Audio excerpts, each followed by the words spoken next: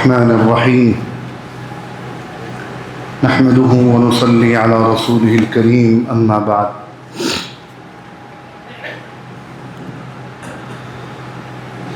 رمضان کا مبارک مہینہ اپنی تمام تر رحمتوں اور برکتوں کے ساتھ دھیرے دھیرے اپنے اختتام کی طرف بڑھ رہا ہے۔ ابھی چند دن پہلے ہم آپ رمضان کی تیاریوں پر بات کر رہے تھے، پھر اللہ تعالیٰ نے ہمیں یہ مبارک مہینہ عطا فرمایا اور آج اس کی 23 تاریخ ہو گئی ہے، 2 شب قدریں بھی گزر چکی ہیں۔ اللہ تعالیٰ کے وہ نیک بندے جن کو اس نے روزہ رکھنے کی، تراویح پڑھنے کی، تلاوت کی، صدقہ خیرات کی، گناہوں سے بچنے کی، حقوق ادا کرنے کی توفیق عطا فرمائی، جن کو توبہ کی توفیق ہوئی، جن کو دعاؤں کی توفیق ہوئی، جنہیں تہجد کی توفیق ہوئی، وہ بہت خوش نصیب ہیں اور اللہ تعالیٰ کی خاص رحمت ان کی طرف متوجہ ہوئی ہے۔ 2 راتیں شب قدر گزر گئیں۔ ان راتوں میں جہاں ایک طرف اللہ کے بہت سارے بندوں نے رات کو جاگ کر، کسی نے مسجد میں محلے کی، کسی نے گھر میں عبادت میں گزار دی، تو بہت سارے بندے ایسے ہیں جن کی پوری رات موبائل میں گزر گئی، ہوٹلوں میں اور ریسٹورنٹوں میں گزر گئی، دوستوں کے ساتھ گزر گئی۔ تو جن بندوں کو اللہ تعالیٰ نے عبادت کی توفیق عطا فرمائی، اس رات کو وصول کرنے کی توفیق عطا فرمائی، انہیں اللہ کا خاص شکر ادا کرنا چاہیے۔ رمضان کا یوں تو ہر گزرتا ہوا دن احتساب کا دن ہے، اپنا جائزہ لینے کا دن ہے کہ یہ جو دن گزر گیا یہ کیسا گزرا، اس میں ہم نے کیا کھویا اور کیا پایا۔ جیسا کہ میں نے عرض کیا کہ رمضان کا صرف ایک دن نہیں، رمضان کے مہینے کا ایک ایک لمحہ، ایک ایک منٹ، ایک ایک سیکنڈ، ایک ایک گھنٹہ، یہ سال کے 365 دنوں پر بھاری ہے۔ یہ جو وقت گزر رہا ہے یہ دوبارہ ہمیں ملے گا یا نہیں ملے گا، ہمیں اس کا علم نہیں ہے۔ ہم میں سے کتنے لوگ ہیں جو پچھلے سال رمضان میں موجود تھے لیکن اس رمضان میں نہیں ہے وہ ہمارے درمیان، انہیں نہیں معلوم تھا کہ انہیں اگلا رمضان نہیں مل پائے گا۔ ہم میں سے کتنے لوگ تھے جو بالکل رمضان کے قریب قریب آ کر اللہ تعالیٰ نے اپنے پاس بلا لیا، رمضان سے 2 دن پہلے، 4 دن پہلے، 1 ہفتہ پہلے، انہیں نہیں معلوم تھا کہ یہ رمضان ہماری قسمت میں نہیں لکھا ہے۔ اسی طرح آج ہمیں آپ کو نہیں معلوم کہ اگلا رمضان ہماری قسمت میں لکھا ہے کہ نہیں لکھا ہے۔ تو اب جو رمضان کے اتنے دن گزر گئے تو روزانہ ہمیں اس پر غور کرنے کی ضرورت ہے، گھر والوں کے ساتھ بیٹھ کر اس پر ڈسکشن کرنے کی ضرورت ہے کہ ان دنوں میں ہماری زندگی کیسی گزری، ہماری زندگی میں کیا بدلاؤ آیا۔ قرآن کریم میں اللہ تعالیٰ نے روزوں کا جو مقصد بیان کیا ہے وہ تقویٰ ہے، لعلکم تتقون، تاکہ تمہارے اندر تقویٰ آ جائے۔ تقویٰ کا بہت سیدھا سا مطلب ہوتا ہے کہ اللہ کے ڈر سے گناہوں کو چھوڑنا اور اللہ کی محبت میں نیکیوں کو کرنے کی توفیق مل جانا، اس کا نام تقویٰ ہے۔ اب جو ہمارے 23 دن گزر گئے، ہر شخص کم از کم اپنا اتنا جائزہ لے، کیا تقوی کی یہ صفت ہمارے اندر پیدا ہوئی یا نہیں ہوئی؟ ہمارے اندر اللہ کا ڈر آیا یا نہیں آیا؟ کل آخرت میں اللہ کے سامنے جواب دہی کا احساس ہمارے دلوں میں پیدا ہوا یا نہیں ہوا؟ اگر رمضان کی پہلے کی زندگی میں، رمضان کے پہلے کی سوچ میں، رمضان سے پہلے کی فکر میں، اور آج جب ہم 23 دن گزار چکے ہیں اور یہاں بیٹھے ہیں، اس میں کوئی تبدیلی نہیں ہوئی ہے، کوئی فرق نہیں آیا ہے، اور اپنی زندگی کو بدلنے کی کوئی نیت ہم نے نہیں کی ہے، تو پھر یوں ہمیں سمجھ لینا چاہیے کہ یہ 23 دن ہم نے ضائع کر دیے۔ اور اگر اللہ کا ہم پر فضل ہوا، کرم ہوا، اور ہمارے اندر یہ احساس پیدا ہو گیا کہ اب ہمیں اگلی زندگی پچھلی زندگی کی طرح نہیں گزارنی ہے، اپنی زندگی کو بدلنا ہے، اپنی سوچ کو بدلنا ہے، اپنی لائف سٹائل کو چینج کرنا ہے، اللہ کی نافرمانی سے بچنا ہے، اگر یہ سوچ اور یہ فکر ان 23 دنوں کی عبادتوں اور روزوں اور تراویح اور صدقہ خیرات اور تلاوت اور تہجد کی برکت سے یہ سوچ ہمارے اندر پیدا ہوئی ہے، تو پھر یہ اس بات کی علامت ہے کہ یہ 23 دن ہمارے وصول ہوئے، قیمتی گزرے۔ جس طرح ایک حاجی جب حج کرنے جاتا ہے تو اس کے حج کی قبولیت کی علامت یہ بتلائی جاتی ہے کہ اب حج سے واپس آنے کے بعد اگر اس کی حج کے بعد والی زندگی حج سے پہلے کی زندگی سے بدل گئی، حج سے پہلے جو اس سے گناہ ہو جاتے تھے اب ان گناہوں کو چھوڑنا آسان ہو گیا، نمازوں کی پابندی ہونے لگی یا جماعت کی پابندی ہونے لگی، نیکیوں کی توفیق ملنے لگی، گناہوں سے بچنا آسان ہو گیا، تو یہ اس بات کی علامت ہے کہ اس کا حج اللہ تعالیٰ نے قبول کر لیا۔ اسی طرح ہمارا رمضان جو گزرا ہے یہ اللہ کے بارگاہ میں قبول ہوا یا نہیں ہوا؟ قبولیت ہی سب کچھ ہے۔ ہماری پوری زندگی کی دوڑ بھاگ، ہماری جد و جہد، ہمارا ایفرٹ، ہماری محنت، جو بھی دین کے لائن سے ہم کر رہے ہیں، اس کا خلاصہ یہ ہے کہ اللہ تعالیٰ قبول کر لیں، ورنہ وہ مالک بہت بے نیاز ہے، وہ چاہے تو قبول کرے اور چاہے تو قبول نہ کرے۔ بڑے بڑے اللہ والوں کے واقعات میں لکھا ہے کہ جن کی پوری زندگی اللہ کے راستے میں گزری ہے لیکن موت کے وقت وہ تڑپ رہے ہیں، بلک رہے ہیں کہ پتہ نہیں اللہ نے قبول کیا یا نہیں کیا۔ اگر قبولیت نہیں ہوئی تو پوری زندگی ضائع ہو جائے گی۔ تو یہ جو 23 دن ہمارے گزرے ہیں، سب سے اہم چیز ہے کہ اللہ تعالیٰ اس کو قبول فرما لیں، اور اللہ سے اپنی ہر دعا میں قبولیت مانگنی چاہیے۔ ہر کام کے کرنے کے بعد یہ دعا مانگنی چاہیے کہ اے میرے رب آپ اسے قبول کر لیجیے۔ ہمارا عمل اس لائق نہیں ہے، ہماری نماز اس لائق نہیں، ہمارے روزے اس لائق نہیں، ہماری دیگر نیکیاں اس لائق نہیں ہے کہ ہم آپ کی بارگاہ میں پیش کریں کہ یہ قبول ہونے کے لائق ہوں۔ ٹوٹی پھوٹی جو بھی عبادت ہم سے ہو سکی ہم نے کر لی ہے، اب یقیناً یہ اس لائق تو نہیں ہے کہ اس کا حق ادا ہوتا اور آپ اس کو قبول کریں، لیکن پھر بھی آپ قبول کر لیجئے۔ جس طرح ایک چھوٹا سا بچہ ہوتا ہے، تھوڑا سا جب بڑا ہو رہا ہوتا ہے تو وہ گھر والوں کو کاپی کرتا ہے، نقل کرتا ہے۔ اس نے اپنی ماں کو گھر کی صفائی کرتے ہوئے دیکھا تو وہ بھی جھاڑو اٹھا کے ان کی نقل کرنے لگتا ہے، تو کیا اس گھر کی صفائی کر دیتا ہے؟ بلکہ اور گھر گندا کر دے، لیکن اس کے باوجود اس کی اس ادا پر ماں کو پیار آتا ہے کہ نہیں آتا؟ اسی طرح ہم اللہ تعالیٰ کے گنہگار بندے ہیں،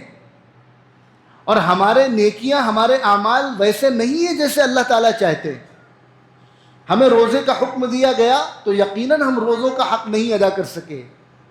ہم نمازوں کا حق نہیں ادا کر سکے، ہم دیگر نیکیوں کا حق نہیں ادا کر سکے،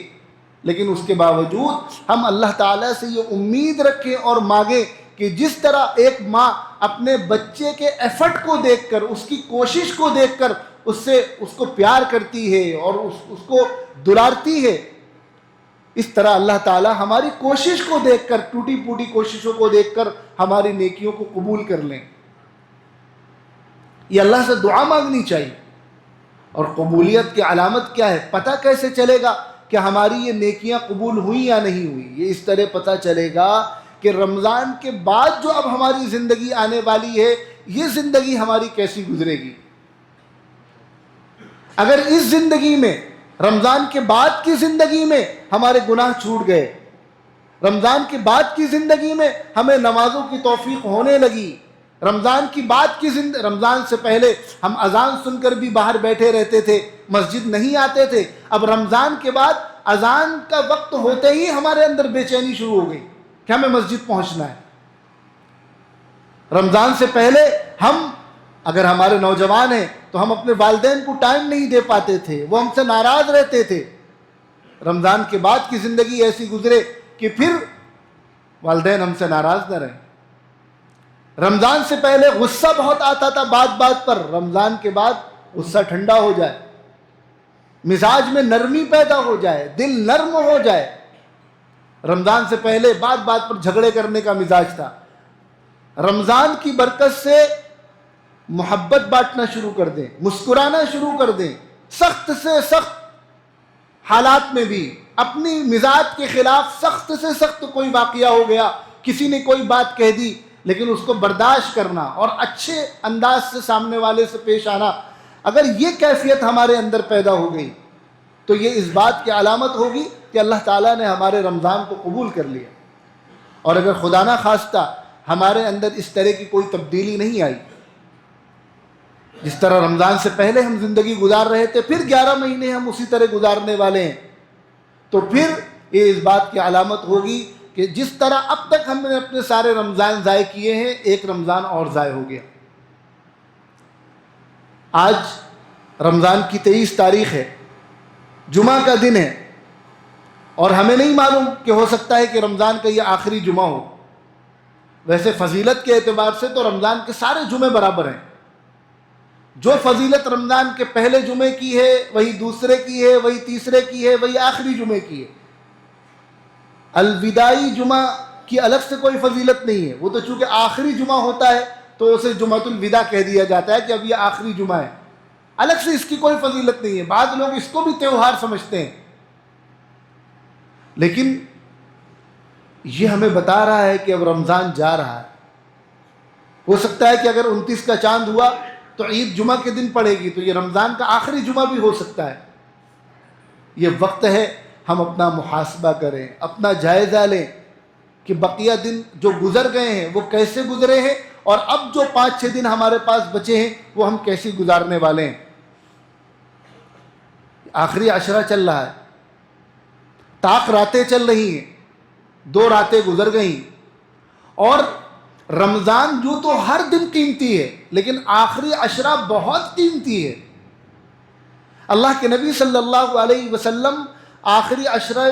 عشرے میں کمر کس لیا کرتے تھے، گھر سے ہٹ جایا کرتے تھے، اور ہر رات پوری رات خود بھی جاگتے تھے اور اپنے گھر والوں کو بھی جگاتے تھے۔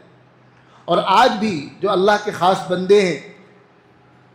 آج بھی وہ آخری عشرے کی ہر رات جاگ کر گزارتے ہیں، اور پھر شب قدر ہو تو پھر اس کا کیا ہی کہنا۔ اللہ کا شکر ہے کہ ہمارے یہاں مسجد میں ایک پرانا قدیم ماحول ہے، چلا آ رہا ہے کہ شب قدر میں ایک بڑی تعداد ہوتی ہے عبادتیں کرنے والی، لیکن ہم ذرا یہ غور کریں کہ شب قدر تمام راتوں میں سب سے افضل رات ہے، شب برات سے بھی افضل ہے۔ شب قدر کا جو فضیلت ہے وہ شب برات سے بھی کئی گنا بڑھی ہوئی ہے، لیکن اس کے باوجود جو جوش اور جذبہ اور جو ماحول شب برات میں نظر آتا ہے وہ شب قدر میں نظر نہیں آتا۔ کیوں؟ ہم میں سے ایک بڑی تعداد ہے جو شب قدر سو کر گزارتی، ایک بڑی تعداد سو جاتی، لیکن اس کے مقابلے میں شب برات میں ہماری بڑی تعداد جگ رہی ہوتی ہے۔ الگ سے مسجدیں بھری ہوئی ہوتی ہیں، باجماعت نمازوں کا اہتمام، بیان سننے کے لیے جمع ہونا، پھر اجتماعی دعا میں شریک ہونا، پھر دیر رات تک عبادت کرنا۔ شب قدر میں وہ ماحول نظر نہیں آتا، جبکہ شب قدر میں ہمیں اس بات کی زیادہ ضرورت ہے کہ ہم پوری رات اس طرح گزاریں۔ ایک رات بھی اگر ہمیں مل گئی تو 83.5 سال کی عبادت سے بہتر ہے۔ اور جو اللہ تعالیٰ نے اس ایک رات کی فضیلت کو بیان کرنے کے لیے پوری ایک سورت نازل فرمائی،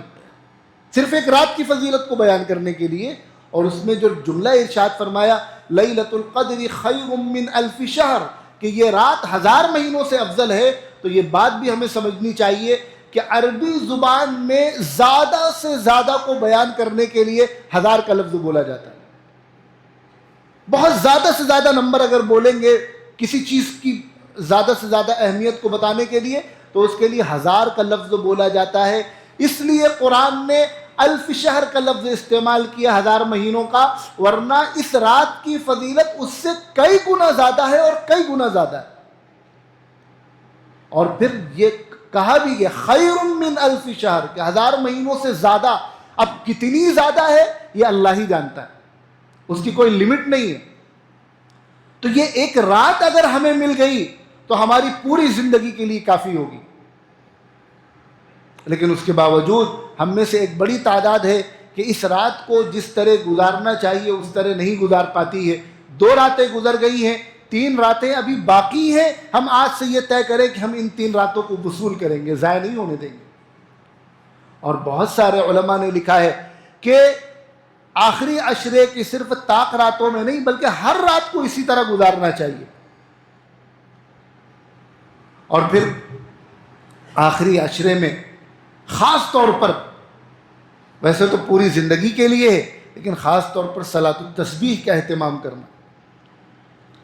صلاۃ التسبیح ایک ایسی نماز ہے کہ ہر طرح کے گناہ اس سے معاف ہو جاتے ہیں۔ اللہ کے نبی صلی اللہ علیہ وسلم نے اپنے چچا کو نصیحت کرتے ہوئے فرمایا کہ میں آپ کو ایک بہت قیمتی بات بتلاتا ہوں، اور آپ نے صلاۃ التسبیح پڑھنے کی تلقین فرمائی اور کہا چچا ہو سکے تو اسے روزانہ پڑھا کیجئے، روز نہیں پڑھ سکتے تو جمعہ پڑھ لیں، جمعہ نہیں پڑھ سکتے تو مہینے میں، ورنہ سال میں، ورنہ کم از کم زندگی میں ایک بار ضرور پڑھیں۔ فرمایا صلاۃ التسبیح کے ذریعے اگلے پچھلے پرانے نئے بھول چوک سے ہونے والے، جان بوجھ کر ہونے والے صغیرہ گناہ کبیرہ گناہ، ہر طرح کے گناہ اللہ تعالیٰ معاف فرما دیتے ہیں۔ ویسے تو کبیرہ گناہ بغیر توبہ کے معاف نہیں ہوتا، لیکن صلاۃ التسبیح وہ نماز ہے جو انسان کے تمام گناہوں کو معاف کروانے کی صلاحیت رکھتی ہے۔ اس لیے کوشش تو ہمیں یہ کرنی چاہیے کہ جن کو اللہ توفیق دے، مجھے بھی توفیق دے، کہ ہم پورے سال ہر جمعہ کو یہ نماز پڑھ لیا کریں۔ اور پھر اس کے اندر جو تسبیح پڑھی جاتی ہے، سبحان اللہ والحمد للہ ولا الہ الا اللہ واللہ اکبر، یہ ویسے بھی اس کی اپنی بہت فضیلت ہے۔ اس نماز سے ہٹ کر بھی اگر یہ تیسرا کلمہ پڑھا جائے تو اس کی بہت زیادہ فضیلت ہے، کتنی نیکیاں ملتی ہیں، کتنے جنت میں مکانات بنتے ہیں، درخت لگتے ہیں، اس کی مستقل فضیلت ہے۔ پھر اس نماز کے اندر اس کلمے کو 300 مرتبہ پڑھا جائے تو اس کی بات ہی الگ ہے۔ تو ہمیں کوشش یہ کرنی چاہیے کہ ہم ہر جمعہ کو اسے پڑھ لیا کریں، لیکن اگر ہر جمعہ کو توفیق نہیں ہو رہی ہے تو کم از کم مہینے میں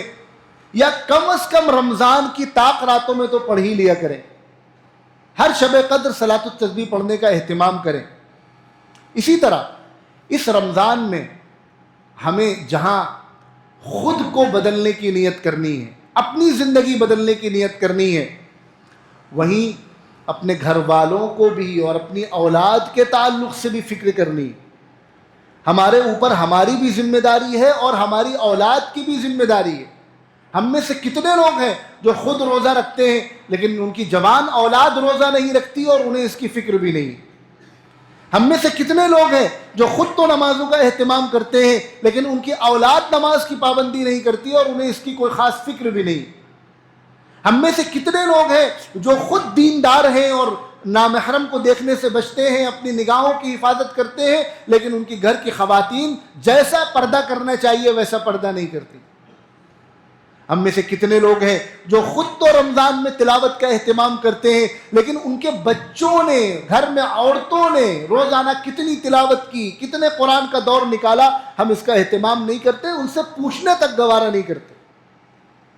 سوال تک نہیں کرتے بچوں سے کہ تم روزانہ کتنے پارے پڑھ رہے ہو اور تمہارا کیا شیڈیول ہے، کتنے نوافل پڑھے اور کتنے دن تم نے تہجد پڑھی۔ قرآن کریم میں اللہ تعالیٰ نے واقعہ نقل کیا ہے، حضرت یعقوب علیہ السلام اللہ کے پاک پیغمبر ہیں، اور ایسے جلیل القدر پیغمبر ہیں کہ جن کے والد حضرت اسحاق بھی نبی، جن کے دادا حضرت ابراہیم بھی نبی، جن کے چچا حضرت اسماعیل بھی نبی، جن کے بیٹے حضرت یوسف نبی، لیکن قرآن بیان کر رہا ہے، آپ اندازہ لگائیں، نبیوں کا گھرانہ ہے۔ آج کسی کا علماء کا گھرانہ ہو تو اس کو بڑی اہمیت دی جاتی ہے کہ بھائی ان کے تو گھر میں علماء ہی علماء ہیں۔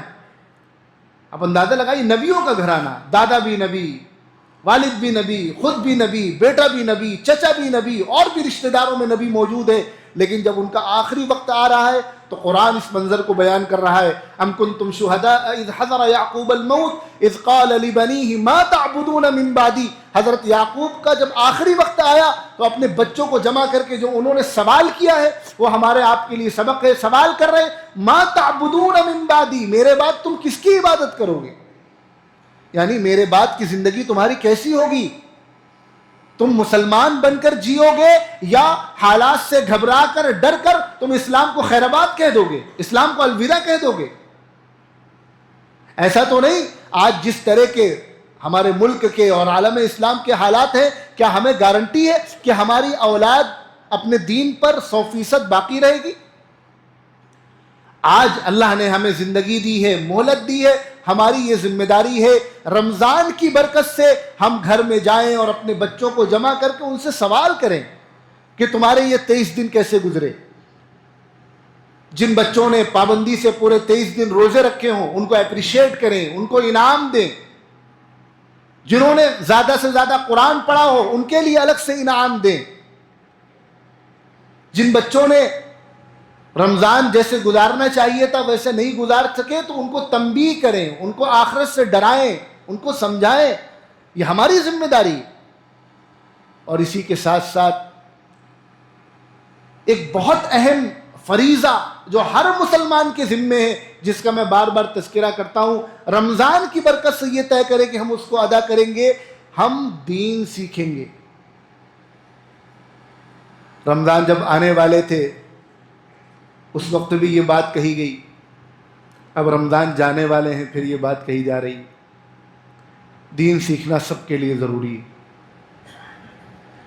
ایک صحیح مسلمان بن کر زندگی گزارنے کے لیے جتنا دین سیکھنا ضروری ہے وہ فرض کے درجے میں ہر مسلمان کے لیے، بوڑھا ہو، ادھیڑ عمر کا ہو، جوان ہو، نوجوان ہو، ہر بالغ مرد و عورت کے لیے اتنا دین سیکھنا کہ وہ صحیح مسلمان بن کر زندگی گزار سکے، فرض عین ہے۔ لیکن ہم یہ سمجھتے ہیں کہ مدرسوں میں باہر کے بچوں نے آ کر پڑھ لیا، ہم نے بہت اپنے بچوں کو بھیجا تو حافظ بنانے کے لیے بھیج دیا، ناظرہ قرآن مکمل کرنے کے لیے بھیج دیا، اب باقی دین سیکھنے کی ذمہ داری ہماری نہیں ہے، جبکہ ہر مسلمان کی یہ ذمہ داری ہے۔ دنیا میں جو رشتہ داریاں ہیں، کوئی باپ ہے، کوئی بیٹا ہے، کوئی بھائی ہے، کوئی کچھ ہے، یہ تو دنیا کے اعتبار سے ہے، اللہ کی نگاہ میں تو سب اللہ کے بندے ہیں، سب برابر ہیں، اور سب کی یہ ذمہ داری ہے کہ وہ دین سیکھیں۔ میں پھر ایک مرتبہ اپنی فکر کا، اپنے دل کی بات میں آپ سے کہہ دوں کہ یہاں بھی مسجد میں مدرسہ چل رہا ہے اور 300 سے زیادہ بچے یہاں پڑھ رہے ہیں، اس کے علاوہ مکاتب چل رہے ہیں، وہاں قریب 3000 سے زیادہ بچے پڑھ رہے ہیں، لیکن ایک جو فکر ہمیں لگی ہوئی ہے کہ ہم اشرف آباد کے یا جاجمئو کے کتنے بچوں کو پڑھا رہے ہیں۔ یہاں مدرسہ 2002-2003 سے قائم ہے، لیکن یہاں کے کتنے لوگ استفادہ کر رہے ہیں، فائدہ اٹھا رہے ہیں۔ اور پھر صرف بچوں کی بات نہیں ہے، میں بڑے حضرات سے عرض کرتا ہوں، یہ مدرسہ صرف بچوں کو دین سکھانے کے لیے نہیں ہے، ہر مسلمان کو دین سکھانے کے لیے۔ آپ میں سے کتنے لوگ ہیں، خالی اس مدرسے کی بات نہیں ہے، ڈی ٹی ایس ہے، تاڑ بقیہ ہے، اور بھی مدرسے ہیں، آپ جہاں بھی رہتے ہو، آپ کے قریب جو بھی مدرسہ ہو، کیا ہم نے اب تک یہ احساس نہیں کیا کہ یہ ہمارے لیے بھی ہے؟ ہمیں بھی قرآن سیکھنا چاہیے، ہمیں بھی مسائل سیکھنا چاہیے، ہمیں بھی قرآن کا ترجمہ پڑھنا چاہیے۔ یہ دین سیکھنا ہمارے لیے ضروری ہے، یہ دین ہمارے لیے بھیجا گیا ہے، ہر مسلمان کے لیے بھیجا گیا ہے، قرآن ہر مسلمان کے لیے نازل کیا گیا ہے، نبی کے فرامین احادیث مبارکہ یہ ہر مسلمان کے لیے۔ اسلام میں مولوی پروفیشنل نہیں ہے، پروفیشن نہیں ہے، جیسے دوسرے مذاہب میں ہوتا ہے کہ پنڈت کا بیٹا ہی پنڈت بنے گا اور پادری الگ الگ، ایسا نہیں ہے۔ اسلام میں ہر مسلمان کو اس لائق ہونا چاہیے کہ وہ قرآن صحیح پڑھ سکے، ہر مسلمان کو اس لائق ہونا چاہیے کہ وہ نماز پڑھا سکے، ہر مسلمان کو اس لائق ہونا چاہیے کہ اپنی بیٹی کا نکاح پڑھا سکے، ہر مسلمان کو اس لائق ہونا چاہیے کہ اپنے باپ کا جنازہ پڑھا سکے۔ یہ دین صرف مولویوں کے لیے نہیں، یہ دین ہر مسلمان کے لیے۔ ہاں، پورا عالم بننا ہر کسی کے لیے ضروری نہیں، جن کو اللہ توفیق دے پھر وہ 8 سال 10 سال لگا کر پورے عالم بنے۔ پورا حافظ بننا ہر کسی کے لیے ضروری نہیں ہے، جس کو اللہ توفیق دے وہ پورا حافظ بنے، لیکن دین کے جو بنیادی عقائد ہیں مسلمان ہونے کے لیے ضروری ہیں، جو بنیادی مسائل ہیں، نماز کے مسائل ہیں، پاکی کے مسائل ہیں، دیگر مسائل ہیں، اسی طرح حرام حلال ہے، کاروبار کے مسائل ہیں، یہ ساری چیزیں سیکھنا ہر مسلمان کے لیے فرض عین ہے، پھر وہ بچہ ہو، جوان ہو کہ بوڑھا ہو۔ اتنا قرآن یاد ہونا کہ ہمارے نمازیں درست ہو جائے، یہ ہر مسلمان کے لیے فرض عین ہے۔ اور قرآن کو صحیح پڑھنا، اتنا قرآن آ کر سیکھ لیں مدرسے میں، مکتب میں، کہ ہم قرآن کو صحیح پڑھیں، یہ ہر مسلمان مرد و عورت پر فرض ہے۔ لیکن ہم یہ دیکھتے ہیں کہ الحمدللہ بڑی تعداد میں،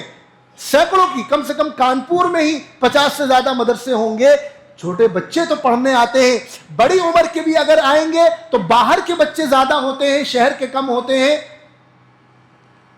اور جو لوگ جن کی اسٹوڈنٹ لائف گزر گئی اور اب جو کمانے کھانے والے ہو گئے تو وہ تو ایک بھی نہیں آتے کوئی سیکھنے کے لیے، اگر الگ سے ان کے لیے انتظام کیا جائے تب بھی نہیں آتے۔ ہم لوگوں نے یہ طے کیا ہے، یہ نیت کی ہے، جگہ کا انتظام کر رہے ہیں کہ اللہ تعالیٰ کسی جگہ کا انتظام فرما دے تو اس علاقے کی لڑکیوں کے لیے بھی اور بڑی عمر کے افراد کے لیے بھی انشاءاللہ ہمیں انتظام کرنا ہے، اور اسی سال کرنا ہے۔ ہمارے والد صاحب رحمۃ اللہ علیہ کی ایک سوچ تھی کہ کوئی اچھا سا ہال مل جائے، ہم اس کو اچھا ایئر کنڈیشن بنا کر، یعنی کیونکہ ہمارے بہت سارے حضرات جینس والے ہوتے ہیں، ان کے لیے نیچے بیٹھنے میں دقت ہوتی ہے، تو ان کے لیے ٹیبل کرسی کا انتظام کر کے ان کے لیے کلاس کا انتظام کرے، روزانہ نہ صحیح کم سے کم ویکلی کلاس ہو، اتوار کو آدھا گھنٹہ اور 1 گھنٹے کی کلاس ہو، عورتوں کی کلاس ہو۔ ان کو بہت زیادہ اس کی فکر رہتی تھی۔ ہم لوگوں نے یہ طے کیا ہم جلدی اس کا انتظام کریں گے اور اعلان کریں گے۔ اب یہ کام ہر مسلمان کا ہے کہ اس کی یہ ذمہ داری ہے، اسے یہ فکر ہونی چاہیے کہ ہمیں دین سیکھنا ہے، ہمیں قرآن سیکھنا ہے، ہمیں مسائل سیکھنے ہیں۔ اگر سارا انتظام کر کے ابھی عید کے 11 دن کے بعد مدرسہ کھلے گا، داخلے شروع ہوں گے، آپ ہمارے پاس آئیے کہ مولانا آپ ہمارے لیے نظم کریے، ہماری ذمہ داری ہوگی کہ پھر ہم آپ کے لیے انتظام کریں، اور انشاءاللہ ہم کریں گے، لیکن طلب آپ کی طرف سے ہونا چاہیے، سوال آپ کی طرف سے ہونا چاہیے۔ ہمارا تجربہ تو یہ ہے، مجھے معاف کیجئے گا، کہ ہر طرح کا انتظام کرنے کے بعد بھی رسپانس نہیں ملا۔ تو یہ جو رمضان کا مہینہ ہے یہ آیا ہے زندگیوں کو بدلنے کے لیے، اللہ سے ٹوٹا ہوا رشتہ واپس جوڑنے کے لیے، دین کے تعلق سے جو بے فکری اور غفلت ہمارے اندر آ گئی تھی اس کو اتار پھینکنے کے لیے۔ اگر یہ تبدیلی ہمارے اندر آئی ہے یا ابھی نہیں آئی تو باقی 5-6 دنوں میں ہم اپنے اندر یہ بدلاؤ لانے کے لیے تیار ہیں، تو پھر ہمارا یہ رمضان انشاءاللہ وصول ہوگا۔ اور اگر ہم پھر اسی طرح لکیر کے فقیر رہ کر جس ٹھرے پر رمضان سے پہلے چل رہے تھے دوبارہ پھر اسی طرح ہمیں اپنی لائف کنٹینیو کرنی ہے، تو پھر ہمیں روزوں کا ثواب تو مل جائے گا، ہمیں تراویح کا ثواب تو مل جائے گا، لیکن ہم رمضان سے فائدہ نہیں اٹھا پائیں گے۔ اسی طرح یہ رمضان کا مہینہ مانگنے کا مہینہ ہے۔ میں نے پہلے بھی عرض کیا، اپنے لیے مانگیں، اپنے گھر والوں کے لیے مانگیں، رشتہ داروں کے لیے مانگیں، اولاد کے لیے مانگیں، اور جو مانگنا ہو وہ مانگیں۔ اللہ تعالیٰ کے یہاں کوئی بیریئر نہیں ہے۔ پیسے مانگیں، عزت مانگیں، شہرت مانگیں، جو مانگنا ہو مانگیں، اللہ سے مانگیں۔ اور اسی کے ساتھ ساتھ جو مسلمانوں کے حالات ہیں پوری دنیا میں، خاص طور پر آج کی تاریخ میں مڈل ایسٹ میں، ہمارے ملک میں، ان کے لیے مانگیں۔ اللہ کی مرضی کے بغیر کچھ نہیں ہو سکتا۔ سارے فیصلے، ساری طاقت اللہ کی مٹھی میں، بجائے اس کے کہ ہم دنیا والوں کے سامنے مرثیہ پڑھیں اور رونا روئیں۔ اصل جو رونے کی جگہ ہے وہ اللہ کا در ہے، وہاں روئیں، وہاں آنسو بہائیں کہ اللہ تعالیٰ مسلمانوں کے حالات ٹھیک کر دیں۔ اور ہمارے اپنے مسلمانوں کے اندر جو برائیاں ہیں، جو کمیاں ہیں، اب یہ چونکہ موقع نہیں ہے اس کا، ہم کس طرح اپنے وقت کو ضائع کرتے ہیں، ہم کس طرح اپنے مال کو ضائع کرتے ہیں، ہم کس طرح صرف اپنے بارے میں سوچتے ہیں۔ ایک مسلمان یہ کھانے کمانے کے لیے صرف نہیں بھیجا گیا، خالی اپنے لیے نہیں بھیجا گیا، انسانیت کے لیے بھیجا گیا۔ اسی طرح ہم جس علاقے میں رہ رہے ہیں، جاجموں میں، یہاں بڑی تعداد میں کاروباری حضرات رہتے ہیں، اللہ تعالیٰ نے بہت نوازا ہے۔ ہم اپنے آپ سے سوال کریں کہ ہم نے اتنی محنت کے بعد اور اتنے پیسے کمانے کے بعد اپنا گھر تو بنا لیا، اپنی ٹینریاں تو بڑی کر لی، اپنے بچوں کو تو آکسفورڈ میں اور کیمبرج میں بھیج کر پڑھا لیا، لیکن ہمارے ذریعے قوم کا کیا فائدہ ہوا؟ ملت کا کیا نفع ہوا؟ کیا ہمارے پاس جاجمئو میں اتنے سال گزرنے کے بعد ایک اچھا اعلیٰ کوالٹی کا اسکول ہے؟ کیا اچھا معیاری اسپتال ہے؟ کیا ہم نے